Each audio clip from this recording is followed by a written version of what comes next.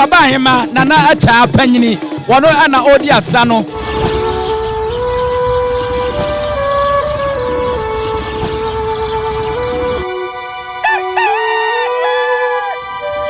Manhyia fikesiuma enye asemketo akra edika ehye mobo na ye ka kire mo se sa bosome ye ogefo bosome mu no kruwa eni aniwa ewo asante mantema sanse nana kunadu yadom a wotoso emiensa enne daye eye kuda paku ye eye eda wodi mfinhia num pepepe ebro babetra asante akonwa kase so yedikan aka kire mo ne yedi atomani mu biem se so hwe aba Hemaa free tetentrede Asante Hemaa akonwa beto o mabetra so na makoma kudumiensa wono ena otoso edunan a ye wonana kunadu yadoma odi kan a wono bedi akonwa no so mfinhia aduana du yadoma otoso mienu wono so eba ebedi mfinhia no aduonu enwotwe emprempren nana kunadu yadoma otoso miensa ena abeya entina wose nananom ede anigye ne osebbo ne mume ebeta na chie ne ye hyefen ye na yesre de atwedi amponte krafa mo hata mu kumachi otonsuo no obo awiase omfa ne nsira no enom no na afei ne na konwa no eso emfie no obedi na wame enu nti ne nyansapo ye jeso se madwemma yenso yabo ne ye primu ha ewo empanyin se sa wode wonsa ka abrewa na oti adoma nkoma samo ene yaba opusu nyaka oso adota wonso akrokere yaba ensa ko twi ba abreman ye pone ho ne de amam sa enti de obeya ne se obedi machie na wata e waso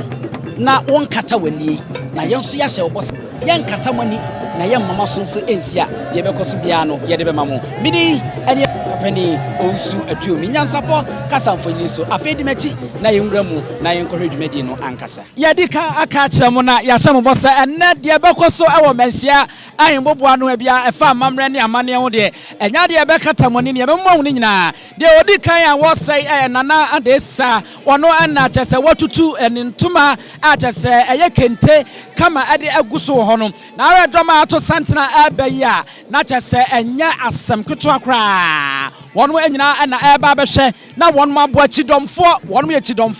ana wonu ba behwe amanne nana kunadu yadom a wotoso miensa ni mfinhia num no ya hyefa no na ye die amana aye akonopa edi sa wohwa aba Hemaa ebaya ene wonu mo ye feyie papa Asante ewo ade Asante ewo amamre Asante ewo abakwasam aba Hemaa na wonu mo anya asam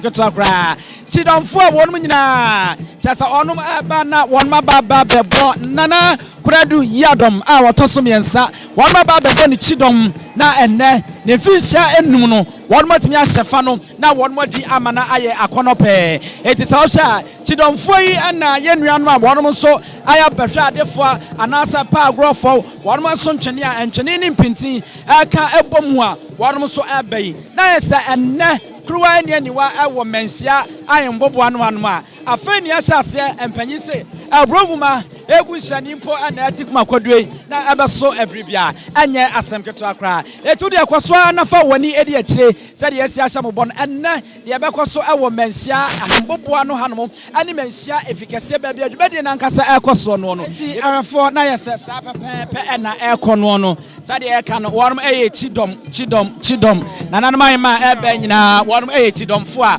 wonom bebon nana kuradu yadom Kyidom na wonom ahwe amenne ni mfinhia num no etimi ayekese na aye yapagya ne kakraka ya bekyere Asante amamre ene Asante abakwasam se uhwemu a ye wo sawia oba Hemaa woka ho bi a wono so Kyidom na chi a woka Kyidom no a wonom nyina eba no mo de omani akyere mu afei ena nananom aba Hemaa ye wonom kono makwa akwaje adwa so we se de omosi afa wonom ho ade wonom afade na afeye a kyese akono ba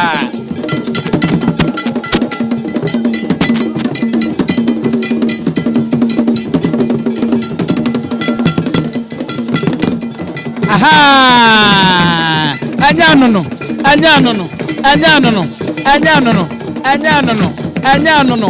antene empinti ya utane dawro ana wonmu edi asa tasa asan afa a akono ewa hanma anye asemketo akra eno no sa wo hwa oba Hemaa ya afa kaka apata pa Hemaa no nana Achiaa a otoso miensa Achiaa panyini no wono na odi asasesi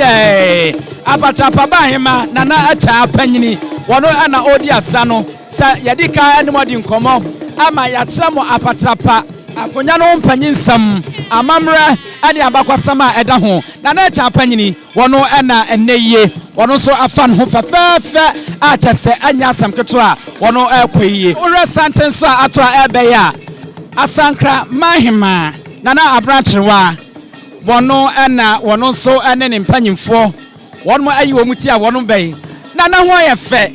nana ho ayɛ akono nana afan ho achese akono ye sorry Asante aba Hemaa ya wono piese na wono ba utim se Asankare oba Hemaa se de medical aka no utim se amamra ane amane ɛyɛ adwuma hwɛ ne nsapatia de egu ne nsa so na de egu ne nsa ɛkon no so akono ye dansinkra no se de asi atwa no na bomu na afeye wode kente papa bi ade agu so na nananom etutu atata utim se Asante ewo ade de wabo no duku so utim se duku no efata no achese anya asem ketwa erutiarafo anan yasemubo de ebekwoso wa ha bia no enya de a yabeka tamoni Asankare ba Hemaa nana ho aye feyie nana ho aye feyie nana ho aye feyia ene nana Asante Hemaa nana kuradu yadom a wotoso miensa ne mfinhia num ne de na se ampaya ebedwa awo hanom a wonum nyina afa na brana so a wonum ba na afeye wonum ba baje wonum akonwa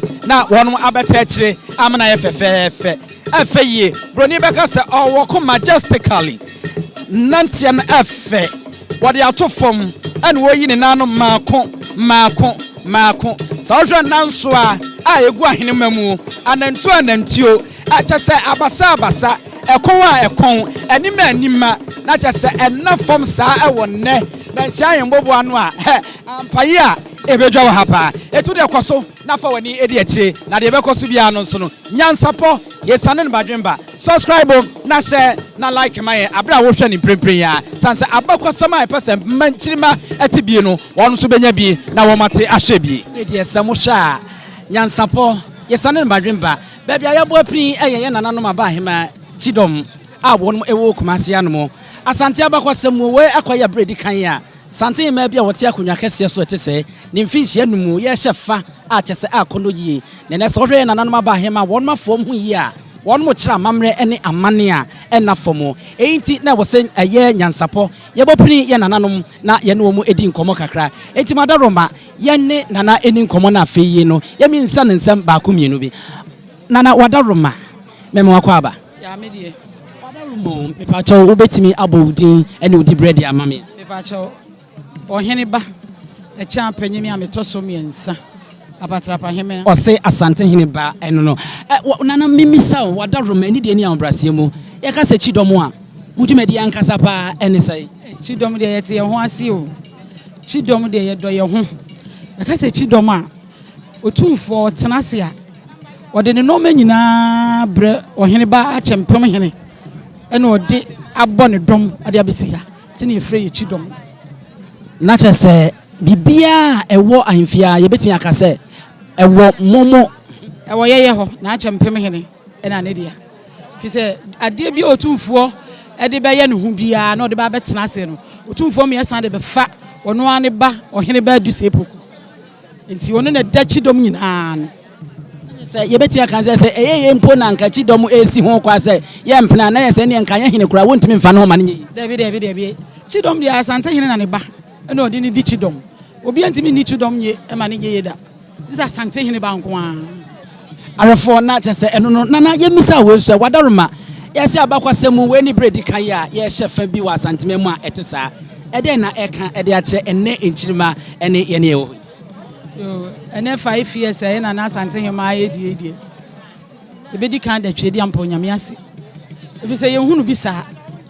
enam se ye nana no oye batam panti tie ese ye bibie dai e hye na nimonyam enam do a wodo Asante man ene ahemaafo emema ne ye bibia na ye ma ye de yakan ya hye o nso ye maami ba ye wode ye nyina ye hye ne yem se ye furu ba ko made enti na ye wani gida pa de esra me na Asante Hemaa se Awurade ma ne nkwa ahodi wom o ma ne kwatenten Awurade mfa ne bambo ne to no so se de osi ya ahemaafo no na onye de chensa nana wadaroma ye ma osima ba ko bi ne akase ka bibi efafa nana kunadu yadom otoso miensa ho a eden na obetimi aka e de afa oba Hemaa obetena kunya so mfichi anum ni dia me kan ne se ye nana wa ye bi de wa ye dɔɔso me ka se me kan de be chi obi ani ho a ode na sem wura nana Asante Hemaa ho a se bi odi sum be pia bonten se de tie bia obeka mo akoma ato ne yem nti enya no so nana wa ya ade tine nana ne se awurade ma ne kwatenten no nkrokura ya se ye bone o ntwa ye to no mfie bone nche ye afa ye wi oni eja wadaroma efutu obey ena de be mande nchirima ntitiru emaba wo masiso ewo Ghana ne Asante mem de be ma nchirima ne se de awutie bia me mo ho abomfu a bibia betimi asi ebi a woni nam hoi na ahene bi batu o na wo ye ho fi a ebe de ne ba ye de ama wo nti ye ankura ye siso ye ma ye nina ho ne mre ye ho ase se de etie biara ye mre ye ho ase nyame de bibia enye de ma Yes. For not just no ye nana no ba Hemaa Kyidom ewo Kumase Asante mantem hanmo wonom na ye no ebedi enkomo ya Oheneba panyini Achiaa apatrapa ono apatrapa ba Hemaa no wona ye ne ebo nkomo se de wasi atremu no atiemu tetia se akatia kon e de ache no ye ka Kyidom a na se amamra ne amane mu no se mpo wonom amakwan a ene ye wopem so ontumi mfa no ho na ye esanse eba hemfia bibia e woso wopem so wode ye no ye na wode siesie no no eye Oheneba champion hene wode na Kyidomfo wonum ena chese wonum kura safo na wonum etua no na wonum eda no eno ne ne bon komo a wakyekiremu na afeye wagina so no wode afutuo a emu apie ede ama nanchirima ene yene a ye ba foforo yi eno ntina NYANSAPO aha ena ye de Kyidomfo komo a ye ne mu ebedi ye no ye de ebesie e ma remfisa ya kyerem Kyidom wonum ena ahemfie Asante mantema wohene wopem so na daroma ne ne nyina wonum kura mu se twe a won mama kwan ya wohene wontumi kura ensiesie no ya da wasepia